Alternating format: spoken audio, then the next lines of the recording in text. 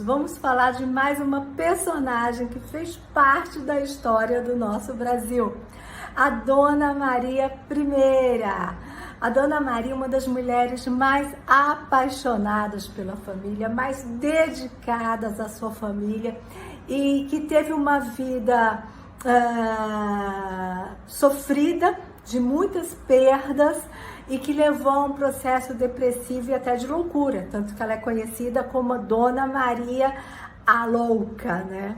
Mas a Dona é a primeira mulher a governar Portugal.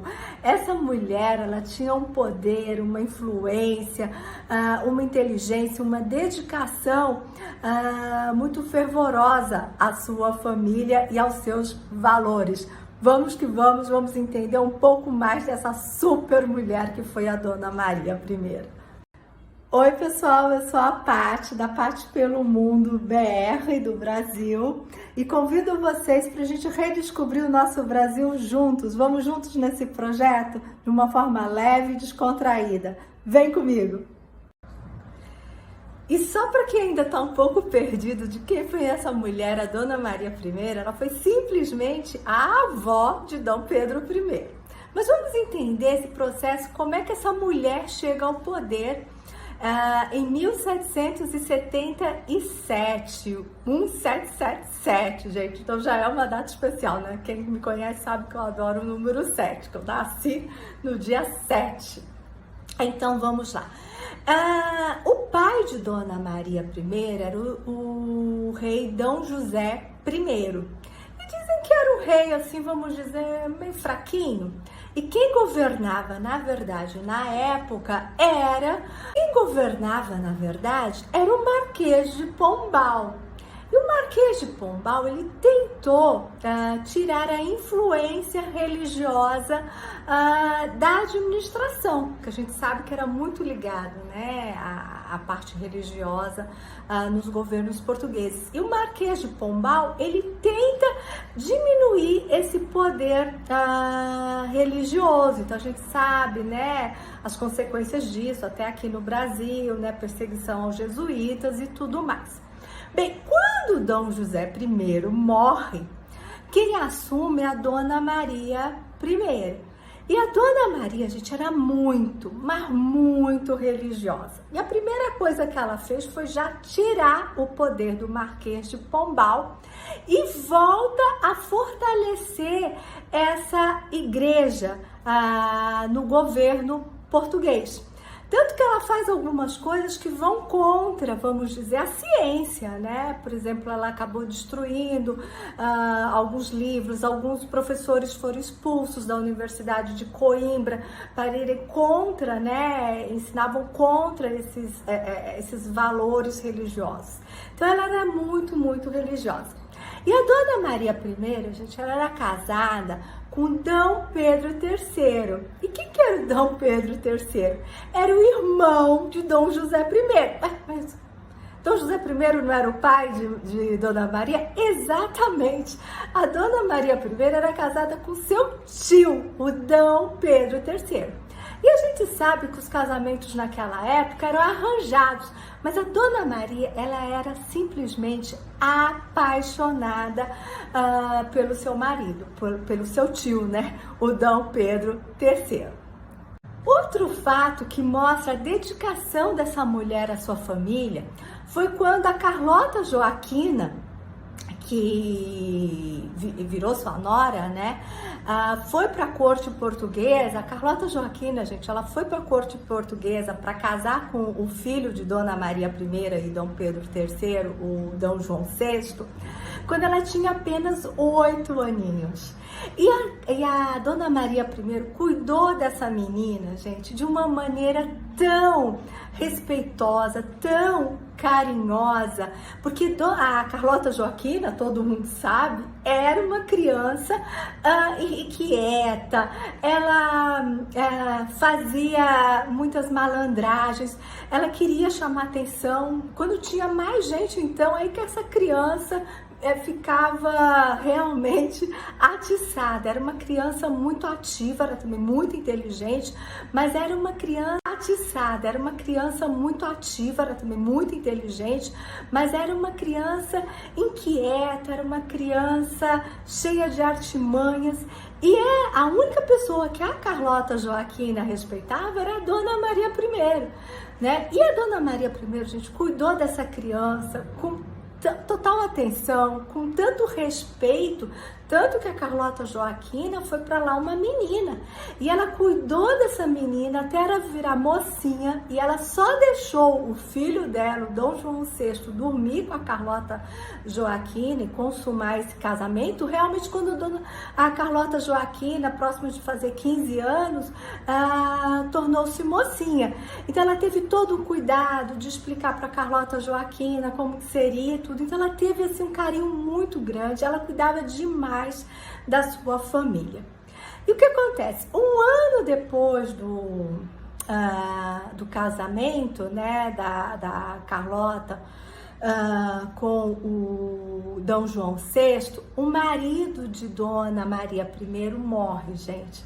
Mas ela era tão apaixonada porque Dom Pedro III, ele ficou doente e ela simplesmente ficou todos os dias, dia e noite, ao lado, na cama ao lado, cuidando de Dom Pedro III.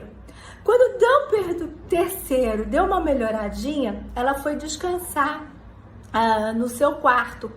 E aí ela adormeceu, e quando ela acordou, ela já acordou com a notícia que o marido dela tinha falecido. Gente, essa mulher, ela ficou numa tristeza, porque ela queria muito ter estado ali ao lado dele, né? Ter dado aquela força. Então ela ficou assim, imaginem, né? Você se dedicar e quando você deu uma saidinha, uma escapada, aconteceu tudo isso. Então ela ficou assim muito, mas muito triste. Então vocês começam a ver, começa todo esse processo, né? Esse processo que vai acabando, né, com o psicológico dela. E a Dona Maria I, gente, ela teve várias perdas. Depois ela teve a perda da neta dela, a filha da Dona Mariana, que era a filha dela, né? Teve um bebê lá na Espanha e acabou perdendo a netinha. Então ela estava assim comemorando, porque a comunicação não era tão rápida, né? Então, enquanto Portugal ainda estava comemorando o nascimento da neta, em seguida chega uma carta dizendo que a netinha tinha falecido. Então, assim, foram várias perdas. E teve uma outra perda, gente, que tem tudo a ver com a nossa época atual. E a importância, né, que a gente fala dos médicos, da ciência e da medicina. Dona Maria I, ela perde o filho primogênito dela, o Dom José, que seria provavelmente o rei de Portugal ou aqui o rei do Brasil, o imperador do Brasil, né? Se a gente depois continuar essa história. Ela perde o Dom José. E sabe para que ela perde, gente? Para varíola. E naquela época já tinha vacinação para varíola. Tanto que as outras cortes da Europa estavam tomando a vacinação. Só que a vacinação você tinha que fazer um corte no corpo e colocar, né? E a Dona Maria, lembra que eu falei que ela era muito, mas muito religiosa? E ela tinha vários padres, conselheiros, várias pessoas, né, religiosas conselheiras. E ela entendeu que a vacinação, gente, ia contra os princípios dela, contra os valores religiosos dela. E ela não vacinou os seus filhos. E o que aconteceu? Dom José pega a varíola e morre. Gente, essa mulher, ela ficou com uma culpa tão grande pela perda do seu filho e a culpa de poder ter tido a oportunidade de ter vacinado e não vacinou. E pior ainda, depois, lembra que eu falei que ela tinha uma filha, a Dona Mariana? A Dona Mariana, depois que ela perdeu uma filha, ela teve um outro filhinho. Mas vocês acreditam que pegaram varíola também e morreram? E o pior, morreu o filho de Dona Mariana e a Dona Mariana, ou seja, a filha de Dona Maria I também morre de varíola. Então ela perde um filho, uma filha, uma neta, e o genro de Dona Maria, o marido de Dona Mariana, também morre de varíola. Então, gente, foi assim um desastre atrás do outro. E no meio disso tudo, essa mulher já com essas perdas todas, imagine o que é perder um filho, acho que, né, deve ser, com certeza a maior dor, né, que uma mulher pode ter. Então ela perdeu os filhos, perdeu o neto, perdeu o marido que ela amava, e no meio disso tudo, sabe o que ainda estava ocorrendo, gente? A Revolução Francesa, foi de 1789. Então o mundo que ela conhecia estava enlouquecendo com ela também. Até que em 1792, Dona Maria é declarada oficialmente louca e D. João VI, que não era o primogênito, mas era o outro filho da Dona Maria, assume o poder. E essa mulher, gente, ela passou por cada tratamento. Quando a pessoa era declarada louca, vocês não imaginam os tratamentos que eram feitos. Que essa mulher passou por tudo isso e depois veio ainda com a família real para o Brasil. Então, quero deixar isso nas voltas, hoje comemorando a volta às aulas, a gente repensar e nessa mulher, né? Nessa mulher forte, nessa mulher dedicada,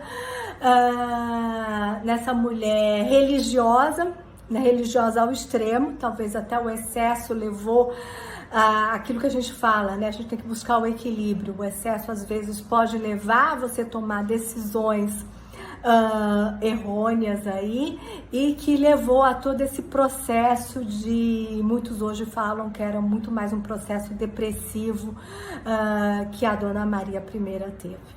Beleza? Vamos que vamos com a nossa história, porque é muito rica.